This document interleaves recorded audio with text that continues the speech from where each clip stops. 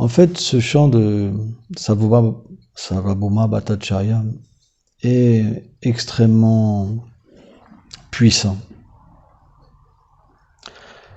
Et il faut vraiment avoir un cœur de pierre pour que le cœur fonde pas et qu'on ne puisse pas voir apparaître dans notre cœur cet attachement pour Chaitanya Mahaprabhu. Il faut vraiment un cœur de pierre. Vraiment, il faut vraiment être dépourvu de toute miséricorde.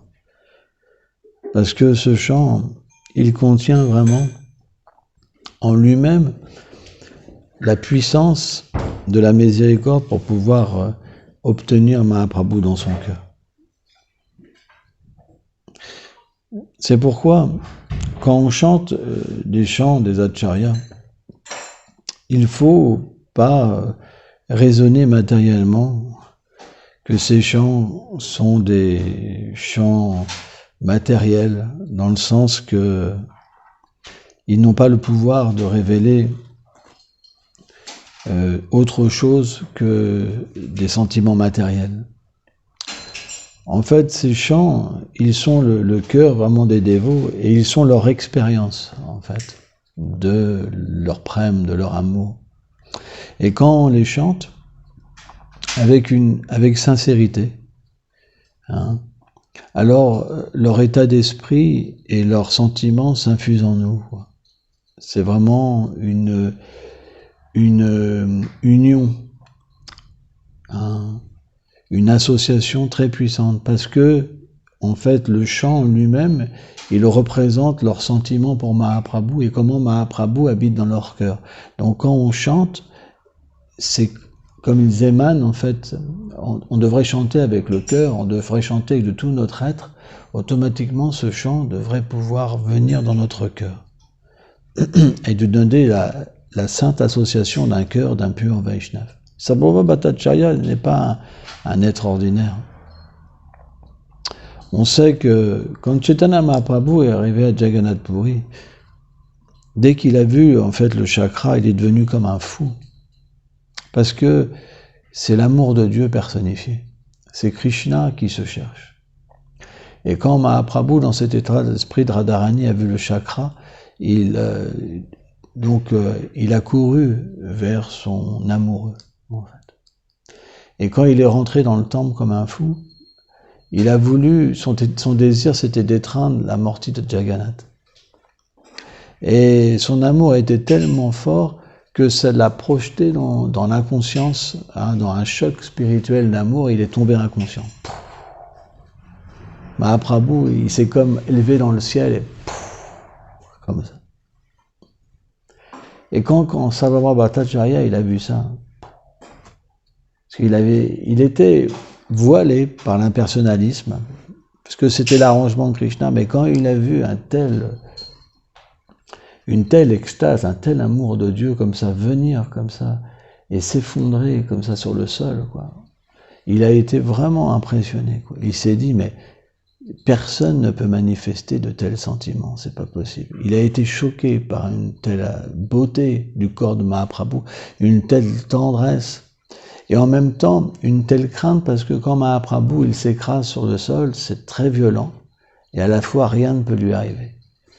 Donc il y a tout un concept de sentiment qui se passe dans le dévot. Par exemple, les gopis, ou Mère Yashoda, quand Krishna a les pieds extrêmement doux, en fait, les pieds du Seigneur, c'est comme des joyaux, vraiment. C'est la perfection de la perfection. C'est vraiment le cœur des dévots, quoi. Le coffre-fort de la beauté et des sentiments.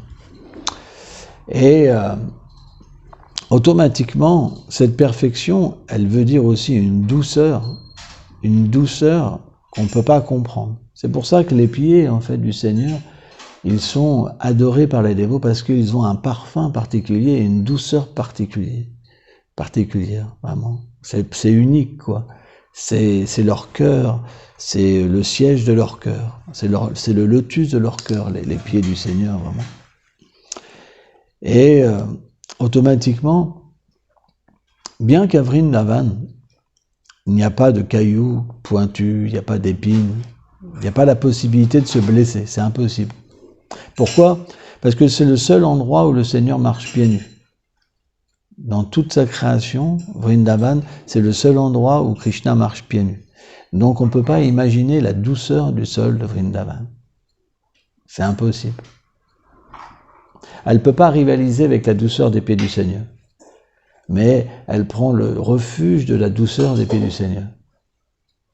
C'est pour ça que la Vrindavan, Vraj, est unique dans sa douceur. Aucun endroit demeure du Seigneur suprême ne peut rivaliser avec Vraj, avec une telle douceur.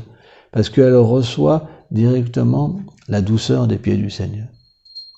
Et naturellement, par cette sainte association des pieds du Seigneur, elle manifeste une même douceur. Hein. Mais c'est une douceur pour accompagner la douceur. C'est différent.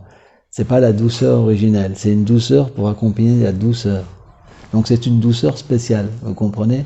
Vraiment particulière. Quoi.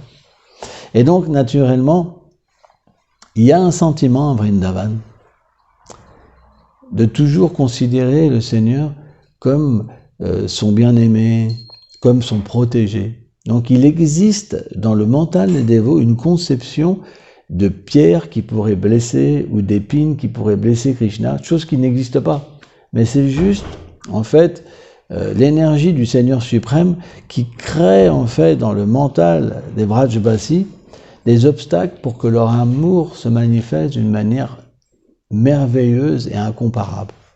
Et donc, Maria Yashoda et les gopis, quand Krishna va sur la route, elles pensent que ces doux pieds sont meurtris. Et ça les fait souffrir, quoi. Parce qu'en fait, elles les voient dans leur mental, ces pieds. Elles les voient dans leur cœur. C'est leur refuge, c'est leur vie, quoi. C'est leur âme. Et les voir se meurtrir, ça leur procure une souffrance qui est sans limite. Et en même temps, c'est un bonheur sans limite. De la même manière, Sarvabhauma Bhattacharya, bien qu'il n'était pas encore éveillé dans sa nature éternelle et qu'il était couvert pour l'instant d'un impersonnalisme, quand il a vu en fait la douceur de ce Seigneur de l'amour arriver en fait comme un fou d'amour de Dieu et par quelque part l'émotion trop forte de rencontrer Krishna, il s'est élevé comme dans le ciel, il est tombé sur le sol. Automatiquement, il y a eu cet éblouissement de cette beauté qui apparaît, parce que le dévot, il rencontre de nouveau le Seigneur, cette douceur qui apparaît, et en même temps cette contradiction de cet objet d'amour qui se révèle et qui s'écrase sur le sol, tu vois. Ça fait beaucoup, quoi. Et en plus, les gardes qui voulaient arrêter Mahaprabhu. Donc, Sarvabhauma Bhattacharya, comme il était une grande personnalité, il a fait arrêter tout ça, il a dit « Amenez-moi cette personne chez moi ». Mais en fait, déjà Mahaprabhu avait pris le cœur de Sarvabhauma Bhattacharya. C'est pour ça que Sarvabhauma Bhattacharya, il ne voulait pas laisser Mahaprabhu. « Amenez-le chez moi ». Et en fait, quand Chaitanya Mahaprabhu s'est éveillé,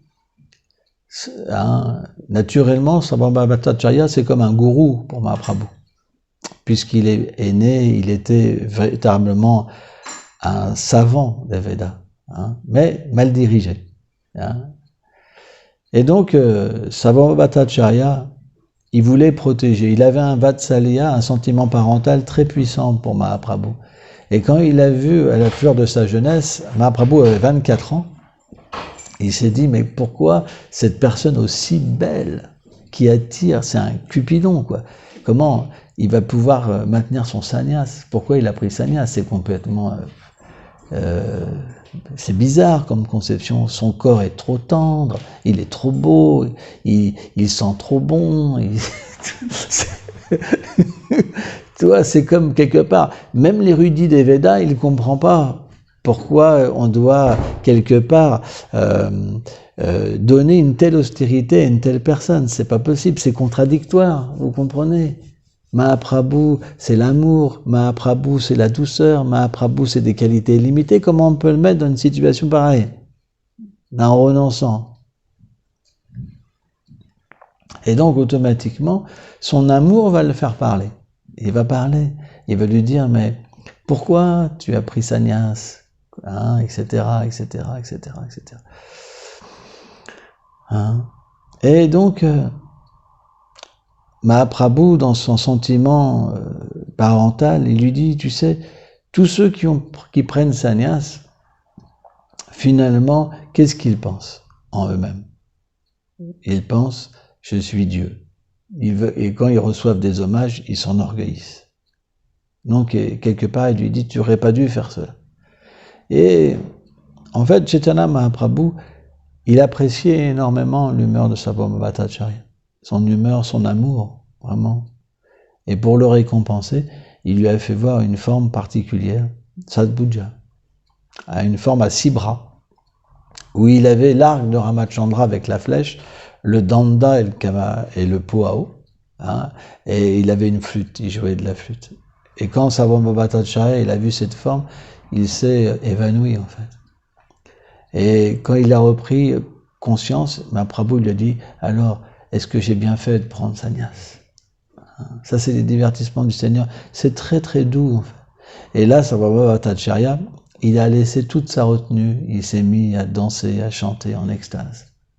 C'est ça. Dès qu'on est sauvé par Mahaprabhu, on s'en fout du public, de ce que pense le public. On veut simplement danser dans l'amour. C'est ça le mouvement de Mahaprabhu. Le mouvement de Mahaprabhu, c'est pas un mouvement de règles austères. C'est un mouvement d'amour. Quand on fait partie du mouvement de Mahaprabhu, on danse d'amour. Donc, qui fait partie de ce mouvement véritablement? On danse d'amour. Tous lèvent les bras, tous pleurent, tous crient. Advaitacharya, il hurlait tellement il goûtait l'amour de Dieu. Il hurlait. Il faisait des bonds de 5 mètres. C'est particulier. Il rugissait en fait, les compagnons du Seigneur. Et donc, c'est un mouvement qui est particulier, qui est pour les Paramahamsa, en fait, pour les plus parfaits des êtres. Parce que il donne la chose la plus élevée. Cet endroit où Krishna, le Seigneur suprême, marche pieds nus. Là où il y a la douceur particulière. Là où il n'y a pas de mots qui blessent. Même les mots qui blessent dans ce monde, Jiva Goswami explique qu'à Vraj, ils ont une autre signification. Il n'y a aucun mot qui blesse. Il n'y a aucune pierre qui peut blesser. Aucune épine qui peut blesser. Aucun serpent qui peut mordre. Tout est amour. Donc, automatiquement, quand ce doux Seigneur vient dans cette forme de Mahaprabhu, c'est quelque chose d'unique. Parce qu'il vient dans ce monde matériel, en fait, répandre la chose la plus élevée, la plus intime. C'est ses sentiments. Hein. C'est en fait, Radha et Krishna sont une même personne. Hein. Vishwanath Chakravarti Thakur explique, Prema Samput, dans cette histoire où le Seigneur lui-même, finalement, interroge Srimati Radharani sur la nature de son amour. Et Radharani, nous sommes en fait qu'une même personne, sous 2 formes. Hein. Et quand Chaitanya Mahaprabhu vient dans ce monde, il vient sous une forme combinée. Et dans cette forme combinée, le Seigneur est toujours dominé par Srimati Radharani. Parce que à Vrindavan, c'est Srimati Radharani qui fait danser Krishna, qui fait penser Krishna, qui fait respirer Krishna, qui fait manger Krishna. Parce que dans cet endroit particulier de Vrindavan, à Vraj, cette douceur est tellement unique que le Seigneur lui-même, en fait, est épris de son énergie d'amour. Et c'est ça qui est unique à Vrindavan, c'est que Krishna, il est dominé. Il est toujours dominé à Vrindavan. C'est pour ça qu'il n'y a plus de couronne, c'est pour ça qu'il n'y a plus de chaussures. Il est dominé. Et dans cette domination, le Seigneur suprême, c'est là qu'il est le plus heureux. Il est le plus heureux. Donc quand il vient dans le monde matériel, c'est pour déclarer ça. Venez dans mon monde, venez dans mon mouvement. Hein? C'est l'endroit le meilleur. C'est l'endroit où vous pourrez plus me savourer. Il n'y a pas d'autre endroit où on peut savourer mieux que ça, le Seigneur suprême. C'est impossible, parce que c'est que de la douceur. Il n'y a aucune Ishvarya, il n'y a aucune opulence, de peur, de retenue. Hein. Donc ce chant, il révèle tous ces trésors. Donc quand vous chantez ce chant, il faut vraiment vous absorber dans un sentiment particulier. Sans ça, vous ne progresserez pas dans cette vie. Si vous rentrez en contact avec des choses tellement élevées, mais que vous ne mettez pas de valeur dedans, à quoi ça sert d'être là? À quoi ça sert de vendre des livres? À quoi ça sert de distribuer du prashad, de faire des harinam? Si c'est juste pour faire les choses avec des sens contaminés et jamais mettre de conscience. Shri Chaitanya Mahaprabhu, il s'est appelé Krishna Chaitanya, la conscience de Krishna. C'est pas pour rien. Le Seigneur est venu démontrer par lui-même que si vous ne mettez pas de conscience, vous ne progresserez pas dans cette vie. Vous vous condamnez vous-même. Qui a mis cette conscience quand il a chanté? Posez-vous cette question. Quand vous chantez, qu'est-ce que vous faites? De la manière que vous avez chanté là le chant, vous avez chanté votre japa ce matin. Ça sert à quoi? Parce que à ce niveau de chant, si vous chantez sans conscience, vous pourrez arrêter. Vous chantez simplement parce que vous êtes obligé de chanter, parce que vous êtes dans un endroit où vous comprenez, vous êtes emmené à chanter. Mais par vous-même, vous ne chantez pas. Vous n'avez pas de but. Vous n'avez pas d'amour. Vous n'avez pas d'attachement. Donc, pourquoi le Seigneur se révélerait à des gens qu'il ne veut pas être avec lui?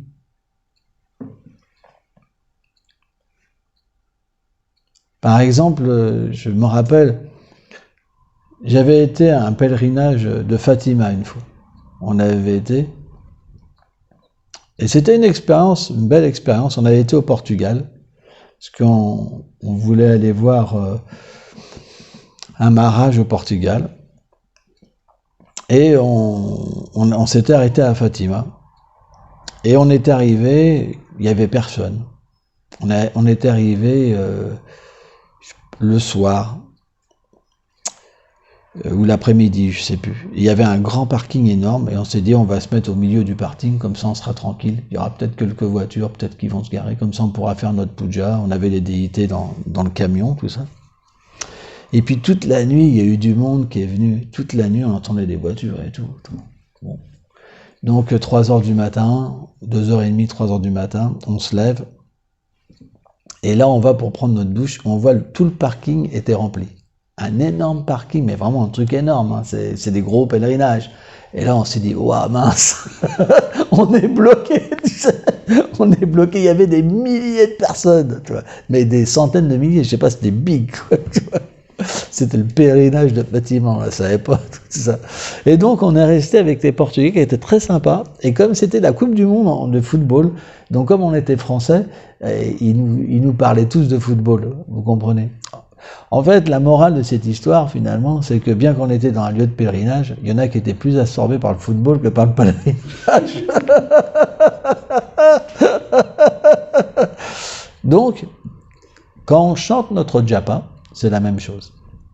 Si vous avez un intérêt plus fort que pour le Saint-Nom, alors le Saint-Nom ne se révèle pas. Parce que Krishna est comme ça. Vous pourrez être dans un temple, à Fatima, dans un lieu de pèlerinage, mais il n'y aura pas vraiment une expérience. Parce que votre mental, il est ailleurs. Vous comprenez? Vous êtes là parce que c'est la religiosité, parce que votre famille ont fait la même chose. Donc vous êtes obligé de le faire, mais votre mental, il est ailleurs. Donc, si on pratique comme ça, c'est une offense au Saint. Merci beaucoup.